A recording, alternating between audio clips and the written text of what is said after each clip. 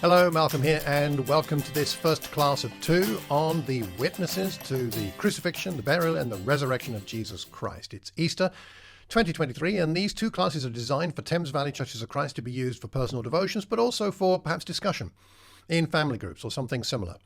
And I do hope you find some inspiration from examining these witnesses to these events and hopefully finding some inspiration for ourselves as to how we can be witnesses talking about the crucifixion, the burial, and the resurrection of Jesus Christ.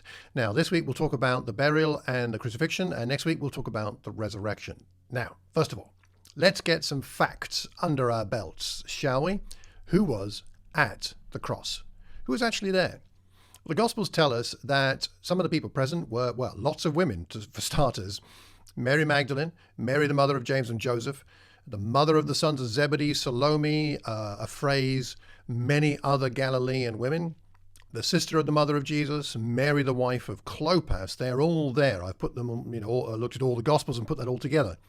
What about the men? Well, we do have this reference in John chapter 19. In verse 26, Jesus saw his mother there and the disciple whom he loved standing nearby. He said to her, "Woman, here is your son," and to the disciple, "Here is your mother." From that time on, this disciple took her into his home. Many writers speculate that that is John, the gospel writer. It's possible, but we don't have a name. In fact, we don't have any names of any men actually there at the cross, which is interesting in itself, and a conversation we'll have to have another time as to perhaps why that might be the case. But we have a lot of brave, loyal, loving women right there at the cross. Of course, we also do have a pagan there at the cross in Mark 15. It is referenced there and elsewhere that we have a centurion present. In Mark 15, verse 39, it says, "When the centurion who stood there in front of Jesus saw how he died, he said, 'Surely this man was the Son of God.'" The full significance of what he's saying there, he probably doesn't understand it all, but nonetheless, there's a big impact on that man, and we'll come back to him a bit later, but he was there at the cross. What about the burial? Now, in the burial, we have, again, a lot of women either named or referenced in some way. Again, at the burial, we have Mary Magdalene. We have the other Mary, as she's called in one or possibly two of the Gospels. We have Mary, the mother of Joseph, referenced, so perhaps that she is the other Mary. And we have in Luke 25 and verse 55, 23 and verse 55, it says, "The women who had come with Jesus from Galilee followed Joseph," that's Joseph of Arimathea, "and saw the tomb and how his body was laid in it." They're being portrayed there as disciples, aren't they? They'd come with, they had followed him, and now they're following Joseph, a disciple of Jesus, to the tomb and see where the body is laid and how the body is laid in it. Men at the burial, Joseph of Arimathea, we just mentioned, the rich man who uses his own tomb to put Jesus in, and Nicodemus is accompanying him as well. You could look up those references in the Bible. Just do a quick search for on some Bible software or online. Now, what did these people experience at the crucifixion and at the burial? Let's focus on Mary, the mother of Jesus, in particular here. Let's think about her experience, which is extraordinary. Mary, the mother of Jesus, as somebody said, here's a woman who saw the eyes of Jesus open for the very first time and now sees them close for the very last time. She held him in her arms as a baby and saw his eyes open. And then on the cross, she's there as he closes his eyes for the last time and says, "It is finished." What must that have been like for her? A good question for discussion in our groups is, what would it have been like for Mary, the mother of Jesus, to experience the death of her own son on the cross? We understand, as Christians, generally speaking, the significance of the cross and why it happened, but what was it like for the people who were actually there? Now, it's speculative, of course. We understand that. We're not trying to say we can be sure. But nonetheless, it helps us to get inside the story, inside the incidents, and what's going on when we do a little bit of humble speculation as to what it would have been like for her. And as his mother, she was used to helping him when he was young, when he got into trouble, when he got into some kind of pain, he hurt himself. She was there ready to soothe him, to help him when he was in trouble. Now she is present, but she is unable to do that. She was his helper, and now she's helpless. And she stands as an example of remaining with people in their pain, even though we can do nothing to alleviate it. And when we're with people who are in pain, we don't have to have the answer. Certainly Mary had no answer to what she was seeing there with Jesus. We don't have to say anything. We don't know that she did say anything in this situation, as nothing is recorded. But when we're with people in pain, we do well to not leave them. We do well to stay with them in their pain. And the last thing that Mary was able to do for her son was to accompany him in his place of the most extreme pain and distress he ever experienced, and to be there with him. Isn't that a sign of extraordinary love? And there's something in there for us, I think. So what was it like for Mary, the mother of Jesus? Secondly, what was it like for Mary Magdalene? We don't know a lot about her, but we do know some significant things about Mary Magdalene, and she's referenced so many times, it can't be insignificant that she is mentioned by name so much. Now, her original story is quite troubled, isn't it? We go to Luke chapter 8 and we look at what happened. It's mentioned as to her background in Luke 8, along with some of the other women that are referenced as following Jesus. In Luke 8, verse 1, Jesus traveled around town and village to one another, proclaiming the good news of the kingdom. The 12 were with him, and also some women who had been cured of evil spirits and diseases. Mary, called Magdalene, from whom 7 demons had come out. Also Joanna, the wife of Chusa, the manager of Herod's household, Susanna, many others. They were helping support him out of their own means. Mary Magdalene was there helping Jesus, following Jesus like any other disciple. And she had 7 demons come out of her. Jesus, it seems here, has helped her to be healed from some kind of demonic possession.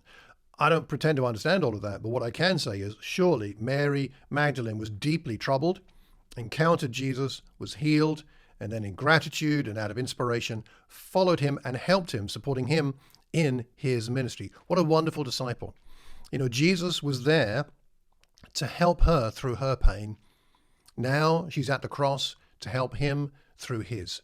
Not able to change the amount of pain he's suffering, but like Jesus' mother, Mary, they're at least sharing these experiences with him out of loyalty and love.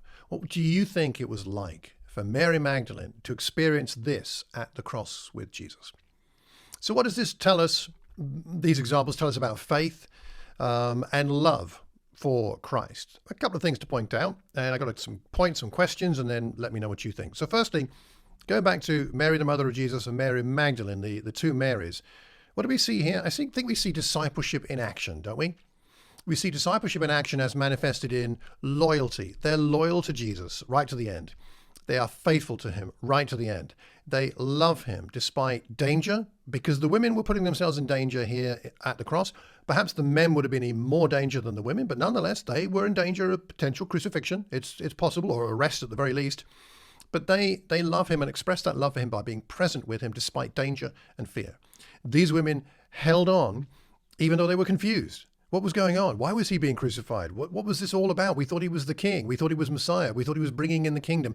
A lot of confusion, but they held on as close as they could get to him. They couldn't get to the cross, like to touch him, but they got as close as they could. There's something there about discipleship in action as a model to us. And then with the centurion at the cross, who declared him to be Son of God, it tells us that the death of Jesus has an impact on non-believers, as it did on us. And we must remember that. He has an impact. Jesus on the cross has an impact. That teaching of the cross, that example of the cross has an impact on people who don't really know much about him. And then Joseph of Arimathea, interesting character. Wish we had more time for him. But what we see about him, putting Jesus, taking a risk by collecting the body, getting the body's the permission from Pilate and collecting the body and putting it in his own tomb. We see him sacrificing out of love, I think. He's a disciple of Jesus.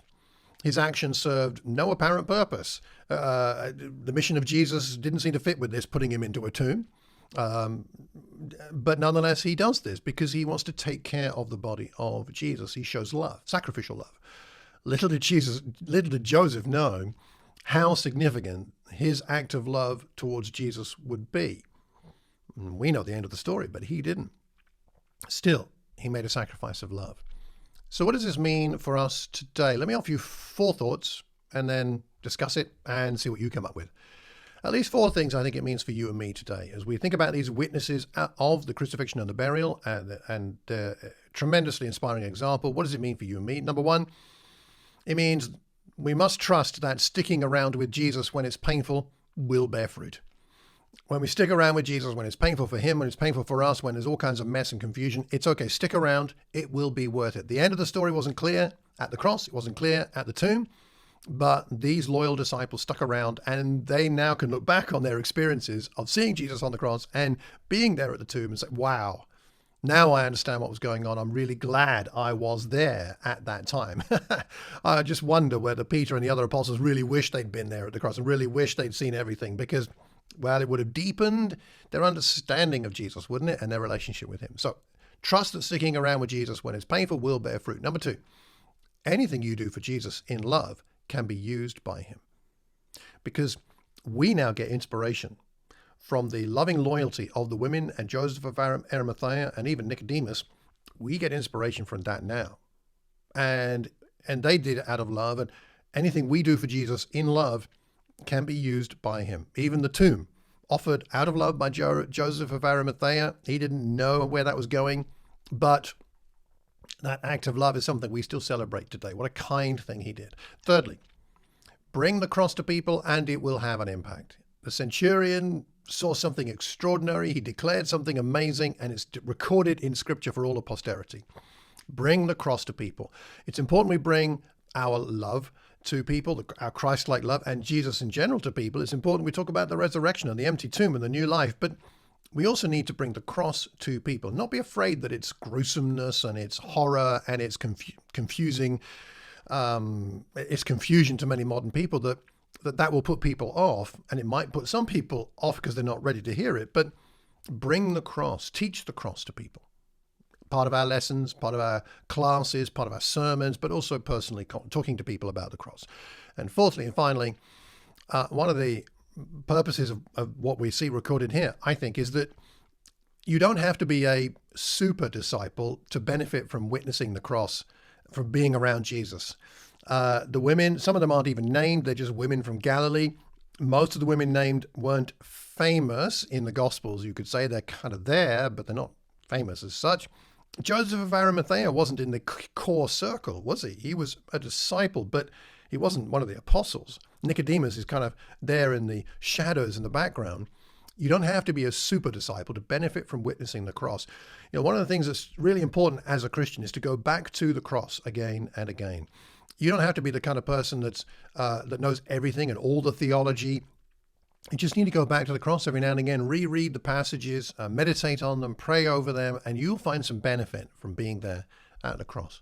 What are your thoughts about those 4 points, or other things you take from this class? And perhaps the overall point here is not to lose sight of the cross. The people who witnessed the cross never forgot it, did they? No matter the inconvenience, the pain, the danger, or fear, you and I must keep our eyes on the cross. The cross isn't the end of the story. We'll talk more about that next time, but it does help to make sense of the next part of the story.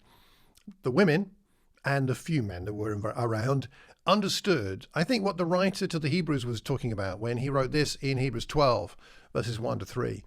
Since we're surrounded by such a great cloud of witnesses, let us throw off everything that hinders and the sin that so easily entangles, and let us run with perseverance the race marked out for us, fixing our eyes on Jesus, the pioneer and perfecter of faith. For the joy set before him, he endured the cross, scorning its shame, and sat down at the right hand of the throne of God. Consider him who endured such opposition from sinners, so that you will not grow weary and lose heart. Consider him on the cross. Be a witness to the cross. Spend time meditating on the cross, and then talk about the cross with one another in church and with our friends who aren't so far people who yet know Jesus. So, what stood out to you today from our exploration of the significance to the witnesses to the crucifixion and the burial of Jesus? I'd really like to know what you think. The next class comes out in 2 weeks' time. It'll focus on the witnesses to the resurrection. If you have any questions about those witnesses or the events of the resurrection or anything else you want to pass my way, please email me, malcolm@malcolmcox.org, and I hope you'll find that helpful. I look forward to hearing from you. Extraordinary events and extraordinary people there at the cross and the burial. Let's learn from them. They have much to teach us about being a faithful witness to the cross. Till the next time, take care.